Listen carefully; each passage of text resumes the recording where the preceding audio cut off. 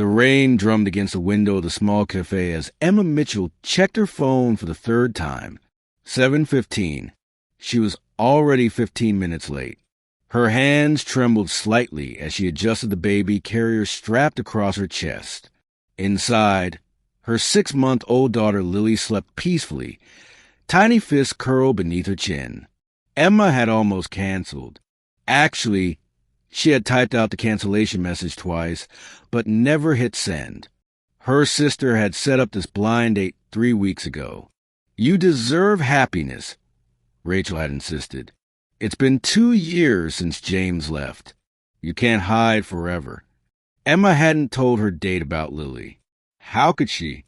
Most men ran when they heard the word single mother. She had learned that painful lesson through enough failed first dates to fill a calendar year. But tonight, her babysitter had called in sick at the last minute. Emma had 2 choices: cancel again or bring Lily along. Something in her heart told her to go anyway. The cafe was warm and softly lit. Through the window, Emma could see him sitting at a corner table. Michael Harrison looked exactly like his photo. Dark hair touched with gray at the temples. Strong jawline. But it was his eyes that caught her attention. Even from outside, she could see a depth there, a quiet sadness that mirrored her own. He wore an expensive suit, the kind her ex-husband used to wear to important meetings. Rachel had mentioned he was successful in business, but hadn't elaborated. Emma didn't care about money. She had learned the hard way that wealth couldn't fill an empty heart. Taking a deep breath, Emma pushed open the door. The small bell chimed. Michael looked up. His eyes found hers immediately, and he stood, a gentle smile crossing his face. Then his gaze dropped to the sleeping baby against her chest. Emma watched his expression, waiting for the familiar flash of disappointment. Instead, something softer appeared in his eyes. Something that looked almost like recognition. "I'm so sorry I'm late," Emma said, her voice barely above a whisper. She could feel her cheeks burning. "And I'm sorry. I brought my baby. My sitter got sick, and I should have canceled, but I just thought maybe—" Her words tumbled out in a rush of embarrassment. Michael stepped closer, his movements careful and quiet. "Please," he said softly, "don't apologize. Sit down. Can I get you something warm to drink? Chamomile tea, perhaps? It won't disturb the little one." Emma felt tears prick her eyes at his kindness. She nodded, unable to speak, and carefully lowered herself into the chair across from him. Michael signaled the waitress with a gentle wave, ordered tea for Emma and coffee for himself, then settled back in his seat. "What's her name?" he asked, his voice barely above a whisper. "Lily," Emma replied, gently stroking her daughter's soft hair. "She's 6 months old." Michael was quiet for a moment, his eyes distant. Then he reached into his jacket pocket and pulled out his wallet. From it, he withdrew a small, worn photograph. He held it out to Emma with a slightly shaking hand. Emma took the photo carefully. It showed a younger Michael, perhaps in his early 30s, holding a newborn baby. The joy on his face was unmistakable. But there was something else in the image. A woman's hand resting on his shoulder, only partially visible in the frame. "Her name was Sophie," Michael said quietly.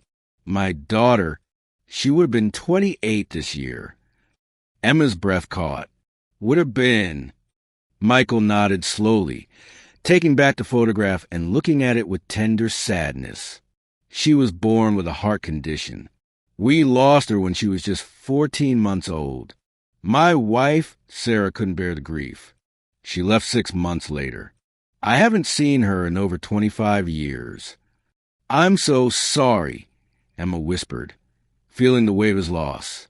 "I built an empire after that," Michael continued, his voice steady but soft.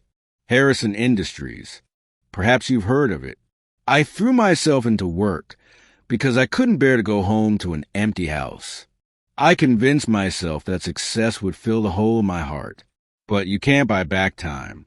You can't purchase the sound of a child's laughter or the weight of a baby falling asleep in your arms. He looked at Lily, then really looked at her, and Emma saw his eyes glisten with unshed tears. When you walked in tonight with her, he said, "My first thought wasn't disappointment. It was gratitude. Gratitude that you trusted me enough to still come. That you were brave enough to show up as you are, with all the beautiful complexity of your life." Emma wiped at her own tears. "Most men run when they find out I have a daughter. Then they're fools," Michael said firmly. "Being a mother doesn't make you less. It makes you everything." They talked for hours that night. Emma told him about James, how he had left when she was 3 months pregnant, how he said he wasn't ready to be a father. Michael shared more about Sophie, about the 14 months of joy and terror, of hospital visits and precious moments of normalcy. Lily woke once, and Emma worried she would disturb the other patrons. But Michael asked if he could hold her. Emma watched in amazement as this powerful businessman, this billionaire who commanded boardrooms, cradled her daughter with the practiced gentleness of someone who remembered. "Hello, sweet girl," he whispered to Lily. "You look just like someone I used to know." She had your same curious eyes. That night was the first of many. Michael never rushed Emma. He understood that trust was built slowly, that healing took time. He came to her small apartment for dinner rather than insisting on fancy restaurants. He learned Lily's schedule, her favorite songs, the way she liked to be rocked to sleep. 3 months later, on a quiet Sunday morning, Michael asked Emma and Lily to move in with him, not because he wanted to play savior, but because, as he said, "You both have made my house feel like a home again." Now, 2 years later, Emma stands in the nursery of their home, watching Michael rock Lily to sleep. She's almost 3 now, and she calls him Papa. He has legally adopted her. On the wall hangs a photo of Sophie, because Michael says every child in their home should be remembered and loved.